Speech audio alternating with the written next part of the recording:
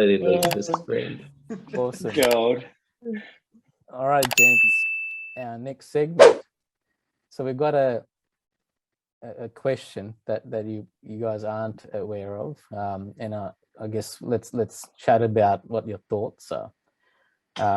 So this is my question for this week. The Australian drone industry is saturated. There are no jobs. So this is obviously, I'm sure, like the rest of you, kind of see this in socials. I think most people's perception, certainly not guys in the industry, but probably more the consumer side, feel, photos and video tend to be very much what the drone industry is about. And I think part of our job, using this platform, is to kind of share what some of the things that we don't seem to talk about as an industry, unless you're involved in it. So yeah, I wanted to put that out to you guys and get your views on that. So. Well, essentially, I agree with you there, Sean. Like, that's where the people pull the saturation is in the photography and video side of things. And look, an element of that is kind of true in a sense. It's not. I don't believe it's saturated as much as there's a lot of uneducated in the value of what they do, that are still essentially beginners in the industry, and they want to jump in, they want to get involved. That's where I believe the saturation there's people's perception of saturation would come from, because like you said, all you got to do is look on socials, look on community boards and things like that, and all the people essentially fighting over when someone wants some aerial shots or something. I see it a lot up here. But I don't believe the statement is correct, though. I think the industry itself has so much of a wide reach that it's definitely not saturated. It's just saturated essentially in a certain space. And like you said, that's people's perception that all we do is take photos and videos and stuff. And that's completely incorrect. But we are seeing the industry starting to grow, but I definitely don't think it's saturated. What do you guys think, especially in a different space to where I am up here? Sunshine Coast is essentially like a regional town, so it's never a surprise when anything's saturated up here. But you guys are in bigger cities, so I'd love to hear your end of it. I think the Sydney side of it, as pretty much as you stated, the kind of creative side, it is saturated because anyone with a camera or a drone, we all start there. We all jump in. We're like, we can do anything. Yeah. But trying to get past that part of you can do anything, have a niche market, something you actually work on, you grow your skills in, not just, hey, here's a photo, flog it for X amount of dollars. Go beyond that. We take thousands of photos of one item, essentially. We turn that into something, but it takes time to grow and work past that, beyond social media, beyond, you've got to learn it. You've got to learn the industry.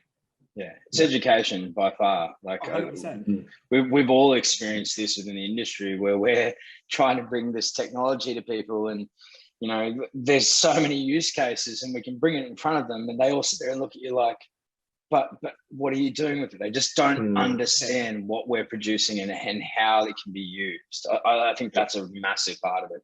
Oh, definitely. So for sure. Can we talk a little bit about, other than photos and videos, what are some of the jobs that we're actually doing as an industry or as an operator? So the people who are listening to this, wondering what are we actually doing?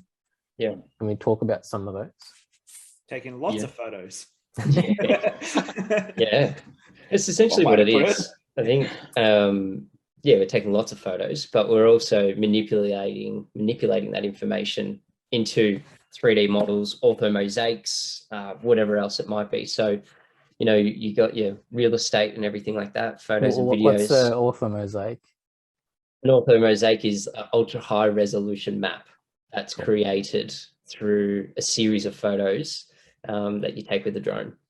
So essentially Google Maps on steroids is a good way to put it. Depending on what you want, you can zoom into a 50 mil core hole on a concrete floor on a construction site and be able to measure it.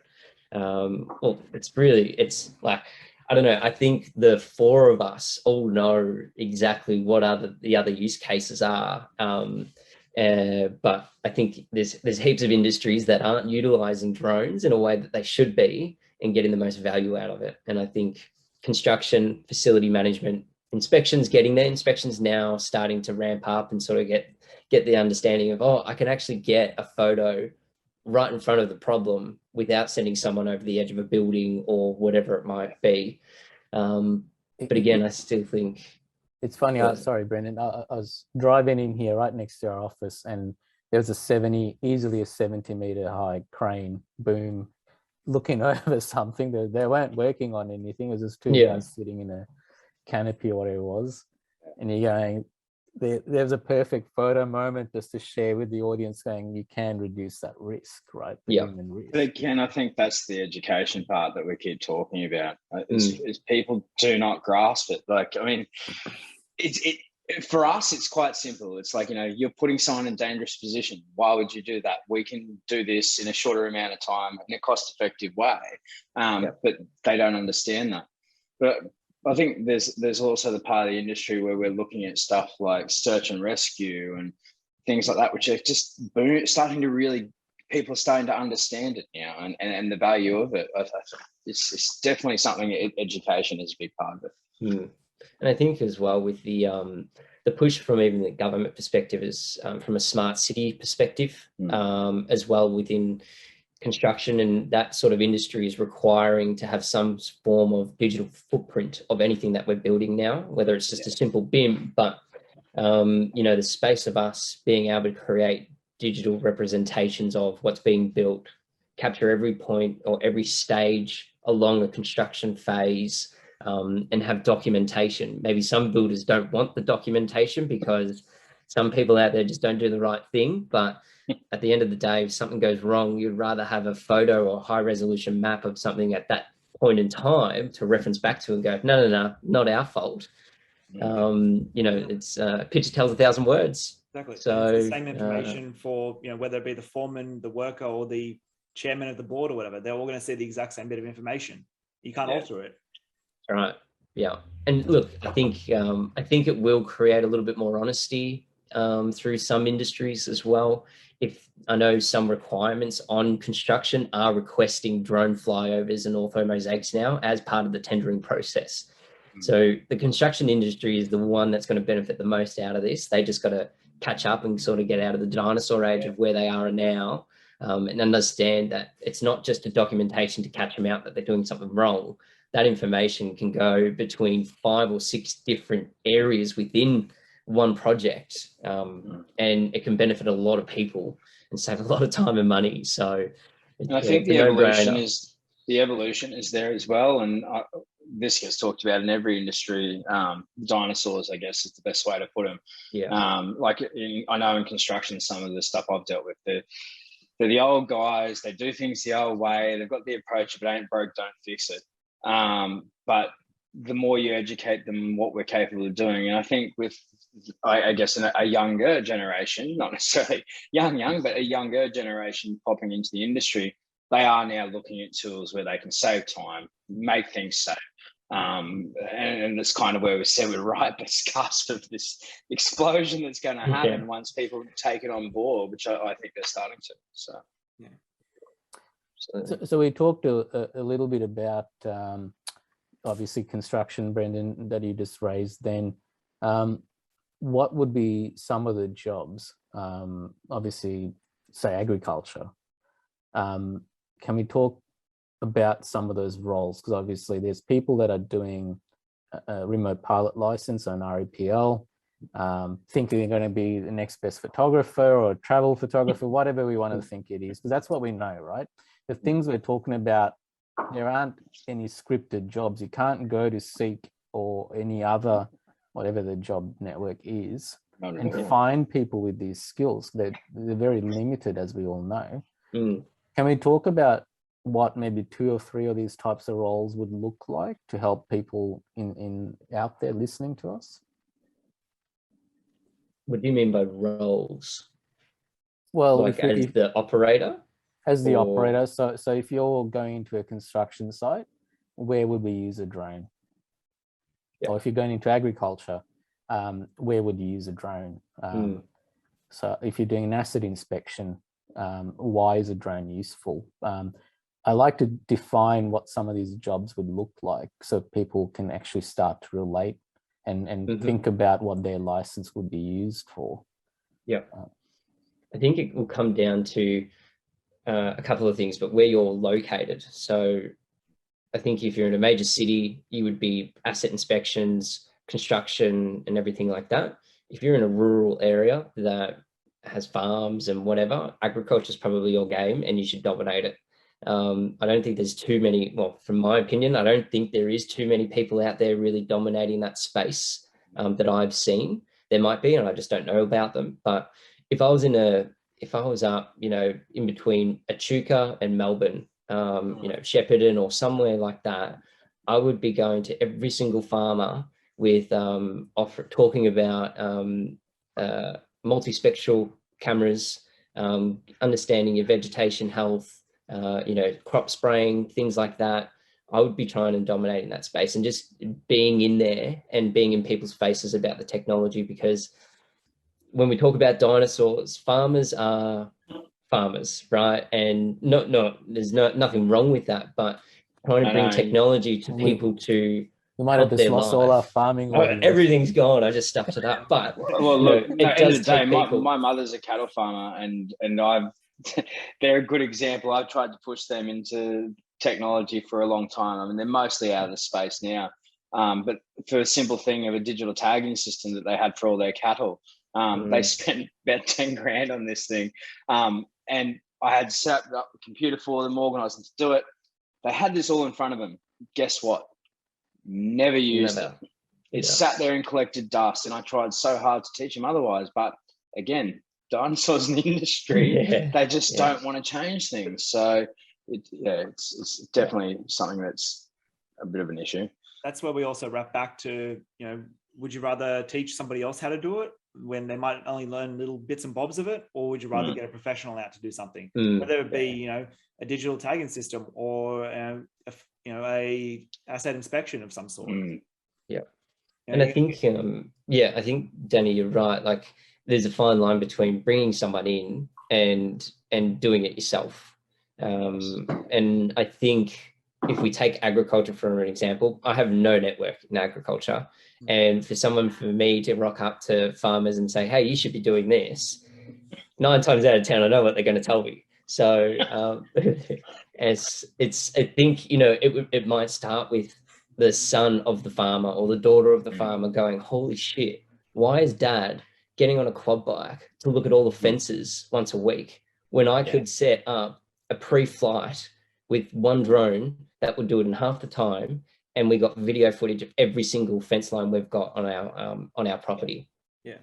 It does it all autonomously. You can do it. All you have to do is probably turn the bloody thing on and press start. To me, that's for us. That's where the value comes in when using drones and whatnot. And then you can go into more specifics. Try and get something easy across the line that they see. Oh, I don't have to get up and drive my quad bike to every single fence. I might only have to just drive the quad bike to where I need to fix the fence. So it's there's heaps of spaces. And that's when we circle back to saying, is the industry saturated, or is there actually a lot of work out there? Just you've got to find it. Find your market.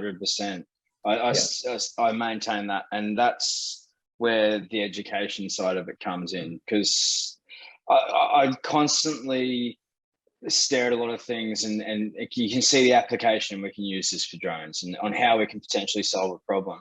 And so many people don't think about that. They really don't. And farmers is a really good example of that, Brendan. So it really is. It's the more we educate people, and especially stuff like what we're doing with this podcast, to let people know that the work is out there. You just got to build your skill set, understand the people you're trying to get on board and solve their problems. And once you do that, the rest, the possibilities are endless. It's just thinking about it a little bit. And it's how you support a industry that might be a bit hard to get into at the start. Introducing and exposing them to it is the hardest part, and then with exposing people to it, you're educating them at the same time. Because when I left my electrical job, I thought construction was my ticket. And I was like, construction's the biggest value. It's got the best value. I know it's going to take off. And that was like 5 years ago. And I'm still not doing regular construction updates. Like, it blows my mind that no one is just doing a basic mapping of a site from a project management perspective. Because if you can get a timestamp of your site every week or fortnight or once a month, whatever it is, there's some form of documentation of what your site looked at that time. It's always a point of reference. And you can send that off to the people that are paying you to build your bloody building. And then they get an update. They don't just get a couple of nice looking photos or a video. It's something more tangible of, hey, this is what your site looks like on a weekly, fortnightly, whatever it is. And then you can upsell and you go into the 3D models, and then you go into the surveying area where you bring in other people and do your quantifying and your measurements and all that sort of stuff. I mean, it's a great point you just raised. If we just look back for those of us who've been in New South Wales and Victoria with the recent earthquake, I mean, you've got potential insurance claims where you may not have a record of what that condition of your asset is, whether it's a building, a warehouse, a house, whatever it is. Yeah. Had you actually gone through a process of actually documenting that asset, you're going to be in a much better position. You had a digital twin, 2 weeks ago, then came back and did one, obviously now after the earthquake. You could tell where every single deviation is in the whole property. Yeah, 100%. But everyone's gonna be gearing up now for the next one. Time to upsell, boys. Yeah, that's right. Yeah, exactly right. Let's do this. Yeah, it's only a matter of time. So we're using words like digital twin. We also talked about BIM. We'll obviously keep uncovering what these words are through the podcast. So listen on to find out what this means. I think that's something too for the listeners. I think if you have questions that you don't understand or that you want more knowledge on, I mean, definitely get in touch with us on socials. Let us know. We're happy to explain more facets of the industry that you guys don't understand or you've had no experience with. That's kind of the point of what we're doing. So I think that's something important too. If people have questions, get them to us. We're happy to answer them. Yeah, for sure. We might learn of a new industry use case that we didn't know.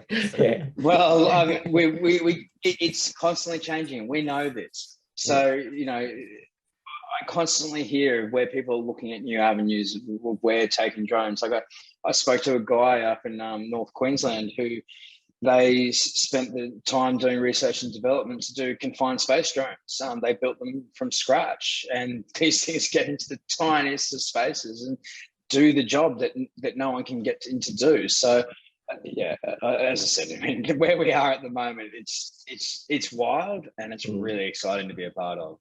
Yeah. I think you got to find your niche, because I'm sure everyone will find out throughout the podcast is that we can sit here and talk about all the use cases that drones can fulfill, or some form of collecting photos or videos.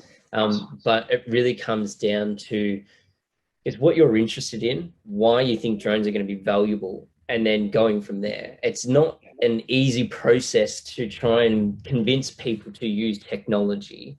It's hard, and there is a massive knowledge gap and education process that you have to take your clients on.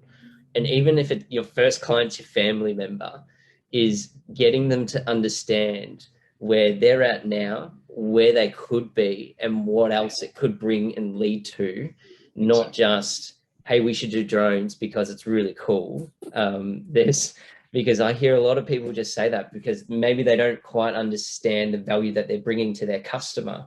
That's the most important part, is figuring out what your value is from the interest that you have from this industry, and then somehow reverse engineering that to showcase to people that this is why you should be using drones and why you should choose me to do it.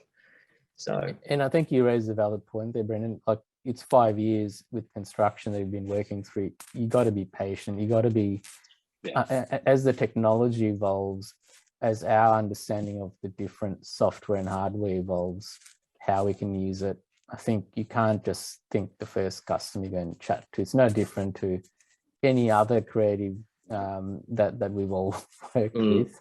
Yeah. Yeah, That's Yeah, right. everything good takes time, and unfortunately, the downside for us in this industry is just that: it's the education. So many people don't understand what we can do, what the potential use cases are. The more that happens, the more our industry grows. And I think we're going to be on the forefront of doing that and educating people within Australia, because, like we said, there's not many resources outside of the US for beginners and professionals within the industry to learn more. Yeah. And that's what we want to bring to the table. We want to educate. We want our industry to grow. Yeah. And I think also bringing people that are within our industry or support our industry to the podcast and talking to them as well. So I think that's the really exciting part. Is Australia is a small market, but it's an exciting market, and there's got some pretty cool people doing some pretty unique things. And I think we all four of us are all doing overlapping things, but very different things at the same time, which is exciting. And we all bring a different value or perspective to the industry, not just taking photos or videos. I think that gets me excited.